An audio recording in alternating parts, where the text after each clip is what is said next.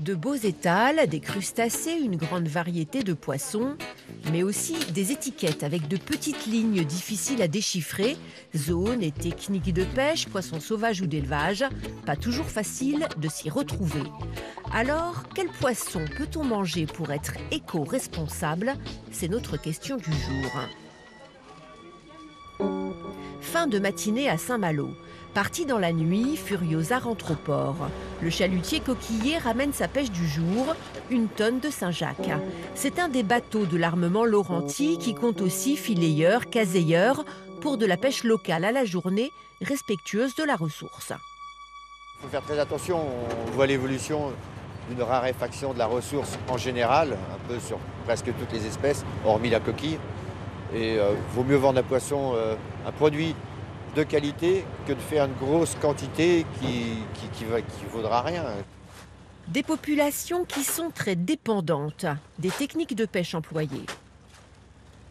Le chalut est l'engin le plus répandu et c'est celui qui va fournir des gros volumes et qui va notamment permettre de trouver du poisson relativement bon marché. En même temps, le chalut, c'est un engin qui est impactant, qui impacte les fonds marins, qui compromet la productivité de l'océan, qui compromet la biodiversité, qui est aussi un engin qui est peu sélectif, donc qui capture un peu de tout, qui capture des juvéniles, etc. Donc, si possible, il faut essayer de diminuer la part du poisson qui vient du chalut dans sa consommation. Sur le marché de Saint-Servant, les consommateurs sont des malouins, attentifs à ce qu'ils mettent dans leurs assiettes. Je viens toujours chez le même poissonnier, je regarde ce qu'il y a et je vais lui dire que je privilégie peut-être les petits bateaux de Saint-Malo. Je pense qu'il y a une vraie envie de consommer mieux, local et plus respectueux, je crois, depuis quelques années. Alors, le poisson, on va au marché principalement, parce qu'en grande surface, c'est quand même pas terrible, c'est moins frais. Et puis, on aime bien tous les poissons, principalement des poissons de choix, puis surtout des poissons des plus petits bateaux. Des petits bateaux, parce que c'est de la petite pêche, c'est pas de la pêche avec des gros pélagiques, et puis c'est plus artisanal. Vous voulez pas les œufs, hein?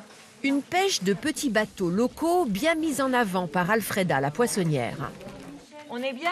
On essaie de favoriser les poissons de ligne, les poissons de pays. Après, il y a le prix aussi.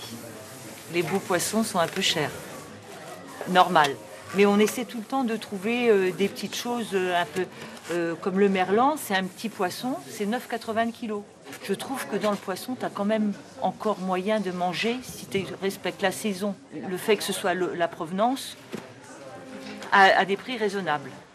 Le prix du poisson, en effet, critère essentiel pour le consommateur, pêche vertueuse ou pas, c'est ce que nous dit ce poissonnier sur un marché rennais. Plus on a de ligneurs, mieux c'est pour nous, ligneurs ou fileyeurs.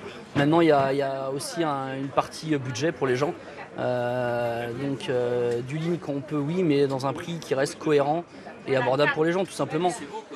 Et à côté de la pêche et de ces techniques, il y a aussi les poissons d'élevage. Le consommateur pense parfois que acheter du poisson d'élevage, c'est une façon de résoudre les questions de surpêche.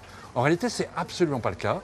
Le poisson d'élevage, et le saumon en particulier, est nourri avec de la farine de poisson.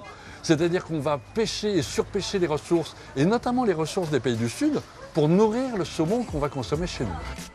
Manger du poisson, c'est donc oui, mais en le choisissant avec soin, proscrire ceux d'élevage, se préoccuper des techniques employées, privilégier toujours une pêche locale et artisanale, en préférant aussi les gros poissons pour assurer un meilleur renouvellement des espèces.